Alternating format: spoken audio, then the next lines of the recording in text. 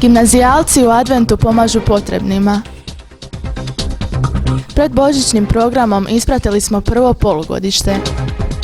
Mješoviti zbor katoličke gimnazije nastupio u Vukovaru.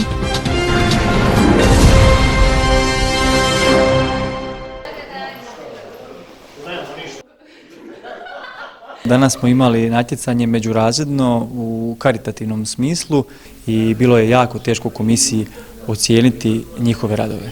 Budući da je teško ocjenjivati nečiju dobrotu, komisija je na čelu s profesorom Barišićem imala težak zadatak. Svi su se razredi iskazali u složnosti, domišljatosti i sućuti za potrebne u našoj blizini. U srijedu 21. prosinca nakon završetka prvog polugodišta uoči Svetkovine Božića gimnazijalci su imali adventski program u dvorani Svete Terezije Avilske. Program pod geslom iz Matejeva evanđelja Ja sam svjetlo svijeta animirala je profesorica Marijana Čorluka, a vodili su ga Marko Gelenčir i Mirko Filipović. Ono usmjerava cijelo naše biće prema Bogu.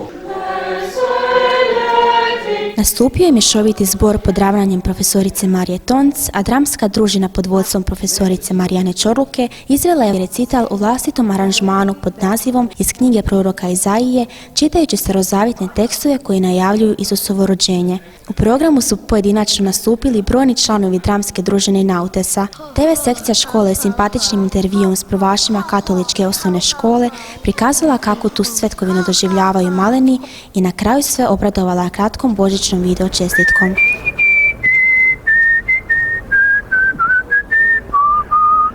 Na početku se svima obratio ravnatelj škole Ivica Bedeničić, dok nas je svojim dolaskom počastio požeški biskup Antun Škvorčević, koji je na kraju programa izrazio zahvalnost učenicima i djelatnicima na svim nastojanjima te nam čestitao Božić.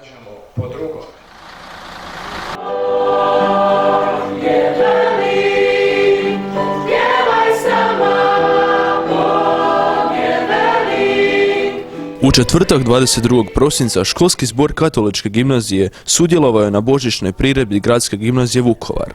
Program je održan u prostorima pastoralnog centra u dvorani Svetog Bone. Tom smo prigodom razgovarali s ravnateljem gimnazije Vukovar, gospodinom Davorom Šijanovićem. Kako je došlo do suradnje između vaše i naše škole i što želite poručiti našim učenicima? Do suradnje je došlo na način što je naša profesorica glazbene umjetnosti kontaktirala vašu profesoricu i dogovorili su ovaj božićni koncert u Vukovaru i mi smo to vrlo rado prihvatili jer želimo suradnju sa drugim školama u Republici Hrvatskoj, a pogotovo škole koje njeguju jednake vrijednosti kao i naša škola i moram vam zahvaliti što ste došli iz Požege, što nije baš blizu i što ste obilježili ovaj današnji dan u našoj školi. I evo za kraj, što želite poručiti našim učenicima za Božić?